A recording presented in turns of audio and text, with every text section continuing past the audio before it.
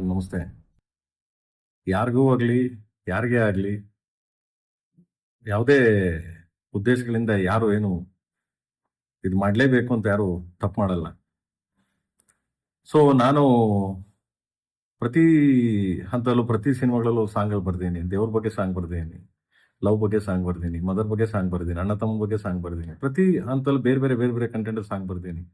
ತುಂಬಾ ಪ್ರೀತಿ, ತುಂಬಾ ಪ್ರೋತ್ಸಾಹಿಸಿ ನನ್ನ ಈ ರೇಂಜ್ಗೆ ತಗೊಂಬಂದು ನನ್ನ ಎಲ್ಲರೂ ನನ್ನ ಸಾಂಗ್ಗಳ ಪ್ರೀತಿಯಿಂದ ಕೇಳಿ ಗೆಲ್ಸಿದ್ದೀರಾ. ಪ್ರೇಮ್ ಸಿನಿಮಾ ಬರ್ತದೆ ಅಂತಂದ್ರೆ ಏನ್ ಸಾಂಗ್ ಜೋರಾಗಿ ಮಾಡಿರ್ತಾನೆ ಅನ್ನೋದು ತುಂಬಾ ಕುತೂಹಲ ಇಟ್ಕೊಂಡು ತುಂಬಾ ಅದರಿಂದ ಕಾಯ್ತಿರ್ತೀರಾ. ಸೊ ಅದಕ್ಕೆಲ್ಲ ನಾನು ಯಾವಾಗ್ಲೂ ನನ್ನ ಕೊನೆ ಉಸಿರಿರೋ ನಿಮ್ ಚಿರುಣೆ ಆಗಿರ್ತೀನಿ. ಬಟ್ ಈ ಸಾಂಗ್ ಬರೆದಾಗ ನಾನು ನನ್ನ ದೃಷ್ಟಿಕೋನದಲ್ಲಿ ನಾನು ಬರ್ದೆ. ಒಂದು ಬಾಟ್ಲು, ಒಂದು ಉಪ್ಪಿನಕಾಯಿ, ಸೊ ಆ ಇದನ್ನ ಕಂಟೆಂಟ್ ಇಟ್ಕೊಂಡು ನಾನು ಬರ್ದೆ.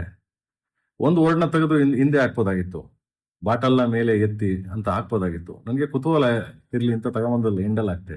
ಯಾಕೆ ಕುತೂಹಲ ಇರ್ಲಿ ಅಂದ್ರೆ, ಒಂದು ಸಾಹಿತ್ಯ ರಚನೆ ಮಾಡ್ಬೇಕಾದ್ರೆ ಒಬ್ಬ ಸಾಹಿತಿ ಹಂಗೂ ಮಾಡ್ಬೋದು, ಹೀಗೂ ಮಾಡ್ಬೋದು ಅಂತ. ಅದನ್ನ ನಾನು ಒಲಗರ ರೀತಿಯಲ್ಲಿ ಆಗ್ಲಿ, ಬೇರೆ ಯಾರಿಗಾರು ನೋಯಿಸ್ಬೇಕು ಅಂತ ಆಗ್ಲಿ, ಯಾರಿಗೂ ತೊಂದರೆ ಕೊಡಬೇಕು ಅಂತಾನೆ ಆಗ್ಲಿ, ಯಾವ ಉದ್ದೇಶಕ್ಕೂ ಮಾಡ್ದೋನಲ್ಲ ನಾನು.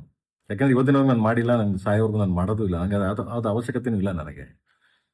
ಸೊ ಇದರಿಂದ ಸುಮಾರು ಜನಕ್ಕೆ ಅದು ಅದು ಯಾವ ದಿಕ್ಕಲ್ಲಿ ಅದನ್ನ ಅರ್ಥ ಮಾಡ್ಕೊಂಡಿದಾರೋ, ಸೊ ನನಗದು ಗೊತ್ತಿಲ್ಲ. ನನ್ನ ಅರ್ಥದ ಪ್ರಕಾರ ನನ್ನ ಬರಿಬೇಕಾದ್ರೆ ನಾನು ಈ ಅರ್ಥದಲ್ಲಿ ಅದನ್ನ ಹೇಳಿದೆ.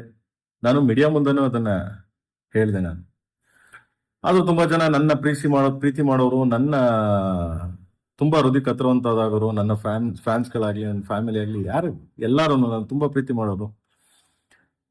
ಸೊ ಕೆಲವ್ರಿಗದು ಹರ್ಟ್ ಆಗಿರ್ಬೋದು, ಕೆಲವ್ರಿಗದು ನನ್ನಿಂದ ಪ್ರೇಮ್ ಈ ತರನ, ಪ್ರೇಮ್ ಹಿಂಗೂ ಬರೀತಾನ ಅಂತ ಕೆಲವರೆಲ್ಲ ಕೇಳಿದ್ರು.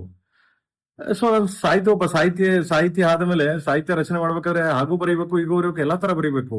ಬಟ್ ಹಂಗನ್ಬಿಟ್ಟು ಕೀಳು ಭಾವನೆಯಲ್ಲಿ ಯಾರ್ದು ಕೀಳು ಮಟ್ಟದ ಸಾಹಿತ್ಯಗಳನ್ನ ಬರೀಬಾರ್ದು. ಬಟ್ ಇದನ್ನ ನನ್ನ ದೃಷ್ಟಿಕೋನದಲ್ಲಿ ನಾನು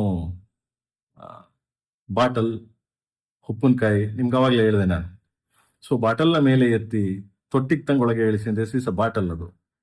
ಸೊ ಅದನ್ನ ಬೇರೆ ಬೇರೆ ಅರ್ಥದಲ್ಲಿ ಕಲ್ಪನೆ ಮಾಡ್ಕೊಂಡ್ರು, ಬೇರೆ ಬೇರೆ ಅರ್ಥದಲ್ಲಿ ಇದು ಮಾಡ್ಕೊಂಡು ನನ್ನ ಫ್ಯಾಮಿಲಿನ ನನ್ನ ಕೆಟ್ಟ ಅಬ್ಯೂಸ್ ಮಾಡ್ಕೊಂಡು ತುಂಬಾ ಲೈಕ್ಸ್ ಕಾಮೆಂಟ್ಸ್ಗೋಸ್ಕರ ಮಾಡ್ತಾ ಇದ್ದೀರಾ.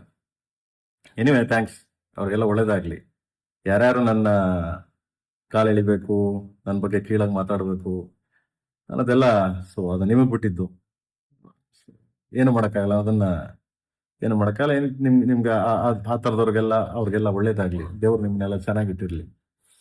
ನಾನು ಯಾರಿಗೂ ಈ ಸಾಂಗ್ ಬರೆದಿದ್ದು ಯಾರಿಗೂ ನೋಯಿಸ್ಬೇಕು, ಯಾರಿಗೂ ಹರ್ಟ್ ಮಾಡಬೇಕು, ಯಾರಿಗೂ ತೊಂದರೆ ಕೊಡಬೇಕು ಅಂತೇನು ನನಗೆ ಅವಶ್ಯಕತೆ ಇಲ್ಲ. ಹಂಗೇನಾದ್ರೂ ನಿಮ್ಗಳಿಗೆ ಹರ್ಟ್ ಆಗಿದ್ರೆ, ಹಂಗೇನಾದ್ರೂ ನಿಮ್ಗಳಿಗೆ ನನ್ನಿಂದ ನೋವಾಗಿದ್ರೆ, ಸೊ ಕ್ಷಮೆ ಇರಲಿ, ಕ್ಷಮಿಸಿ ಅಂತ ಕೇಳ್ತೀನಿ ಎಲ್ಲರೂ. ಯಾಕಂದ್ರೆ ನಾನು ಕ್ಷಮೆ ಕೇಳೋದು ತಪ್ಪೇನಿಲ್ಲ ನನಗೆ. ಏನಕ್ಕೆ ಇನ್ನೊಬ್ರಿಗೆ ಹರ್ಟ್ ಮಾಡಿ ಅದ್ರ ಮೇಲೆ ನಾನು ಹೋಗಿ ಜೀವನ ಮಾಡೋದಾಗ್ಲಿ, ಅದ್ರ ಮೇಲೆ ನಾನು ಹೋಗಿ ಇನ್ನೊಂದು ಕೋಟೆ ಕಟ್ಟೋದಾಗ್ಲಿ ನನಗೆ ಅವಶ್ಯಕತೆನೇ ಇಲ್ಲ. ಯಾಕಂದ್ರೆ ನೀವಿದ್ರೆ ನಾನು, ಸೊ ನೀವೆಲ್ಲ ಸಪೋರ್ಟ್ ಮಾಡೋದ್ರಿಂದ ನಾನು, ಸೊ ಅದರಿಂದ ಅಂಡ್ ಆ ಸಾಂಗು ಅಷ್ಟೇನೆ. ಯಾರಿಗಾದ್ರೂ ಹರ್ಟು, ನೋವು, ತೊಂದರೆ ಯಾರಿಗಾದ್ರೂ ಹಂಗ ಆಗಿದ್ದಲ್ಲಿ ನಾನು ಮತ್ತೆ ಸಾಂಗ್ನ ರೀರೈಟ್ ಮಾಡ್ತೀನಿ. ಓಕೆ, ಮತ್ತೆ ರೀರೈಟ್ ಮಾಡ್ತೀನಿ. ಸೊ ಮತ್ತೆ ತಿರ್ಗಾ ದೇಶಾದ್ಯಂತ ರಿಲೀಸ್ ಮಾಡ್ತೀನಿ, ಮತ್ತೆ ಬರೀತೀನಿ ಅದನ್ನ ಬೇರೆ ಬರೆದು ಮತ್ತೆ ಮಾಡ್ತೀನಿ. ಯಾಕಂದ್ರೆ ನಿಮ್ಗೆ ಹರ್ಟ್ ಮಾಡಿ, ನಿಮಗೆ ತೊಂದರೆ ಕೊಟ್ಟು, ನಿಮಗೆ ನೋಯಿಸಿ ನಾನು ಯಾವತ್ತೂ ನನಗೆ ಆ ಥರದ್ದು ಉದ್ದೇಶನೂ ಬೇಡ. ನನಗೆ ಅದೇನು ಅರ್ಥ ಆಗಿದೆ ನನಗದು ಗೊತ್ತಿಲ್ಲ. ಸೊ ಆ ಹಿಂದಿ ಸಾಂಗು ಬರಿಬೇಕಾದ್ರೂ ಅಷ್ಟೇ ಕೆಲವು ವರ್ಡ್ಸ್ಗಳು ನನಗೆ, ಕೆಲವು ವರ್ಡ್ಸ್ಗಳಾಗಿತ್ತೆ, ಸಮ್ ವರ್ಡ್ಸ್ಗಳು ನನಗೆ ಇದಾಗುತ್ತೆ, ಕೆಲವು ಜಾಸ್ತಿ ವರ್ಡ್ಸ್ಗಳು ನಂಗೆ ಗೊತ್ತಿಲ್ಲ ಹಿಂದಿ. ಬಟ್ ಹಿಂದಿ ಬರ್ದಿದ್ದು ನಮ್ಮ ರಕೀಬ್ ಆಲಮ್ ಅವರು ಏಕಾಏಕಿ ಅದೊಂದು ಸ್ಟೇಟ್ಮೆಂಟ್ ಕೊಟ್ಟರು ಅವರು, ಇಲ್ಲ ನನಗೆ ಕನ್ನಡ ಏನಿತ್ತು ಅದನ್ನೇ ಬರ್ದಿದ್ದೀನಿ ನಾನು ಅಂತ. ಕನ್ನಡದಲ್ಲಿ ತುಂಬಾ ಚೆನ್ನಾಗಿದೆ ಸಾಹಿತ್ಯ. ಕೆಲವು ವರ್ಡ್ಸ್ಗಳು ಅವ್ರು ಯಾರ್ಯಾರಿಗೆ ಅರ್ಥ ಆಯ್ತು ಗೊತ್ತಿಲ್ಲ, ಬಟ್ ಹಿಂದಿ ನನಗೆ ಅರ್ಥ ಆಗ್ಲಿಲ್ಲ ಅದು. ಸೊ ಬಟ್ ಕೆಲವು ಲ್ಯಾಂಗ್ವೇಜ್ ನನಗೆ ಪ್ರಾಬ್ಲಮ್, ಅದು ಎಲ್ಲರೂ ಗೊತ್ತೇ ಇದೆ.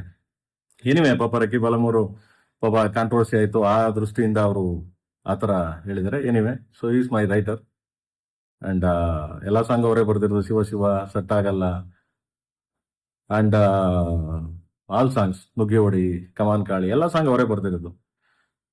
ಅಂಡ್ ಸೊ ಅದು ಪಾಪ ಅವರು ಸಂಜಾಯಿಸ್ಕೊಂಡ್ಲಿಲ್ಲ ಅಂಡ್ ಇಟ್ಸ್ ಓಕೆ. ಸೊ ಅವರು ನನ್ನ ಇದ್ರ ಮೇಲೆ ಹಾಕಿದ್ರು. ಎನಿವೆ, ಸೊ ನಾನು ಒಪ್ಕೋತೀನಿ, ಆಯ್ತು ಅಂತ ನಾನು ಅದನ್ನ ಅಗ್ರಿ ಮಾಡ್ತೀನಿ. ಯಾಕಂದ್ರೆ ಅವರು ಎಲ್ಲೋ ಭಯದಿಂದ ತುಂಬಾ ಇದರಿಂದ ಅಯ್ಯೋ ನಾನು ಈ ತರ ಹಿಂಗಾಗ್ತಿದೆ ನನಗೆ ಅಂತ ಎದ್ರಕೊಂಡು ಅವರು ಪ್ರೊಡಕ್ಷನ್ ಮೇಲೆ ಆಗ್ಲಿ, ಪ್ರೇಮ್ ಮೇಲೆ ಆಗ್ಲಿ, ಸೊ ಸಿನಿಮಾ ಮೇಲೆ ಆಗ್ಲಿ ಹಾಕಿದ್ದಾರೆ. So anyway, so no problem. And ನೂರ ಅಷ್ಟೇ, ನೂರವರು ಬಂದ್ಬಿಟ್ಟು ಸಿನಿಮಾ ಮಾಡ್ಬೇಕಾದ್ರೆ ನೂರವ್ರು ಮಾತಾಡಿರೋದು ರಿಯಲಿ ನನ್ಗೆ ತುಂಬಾ ತಪ್ಪದು.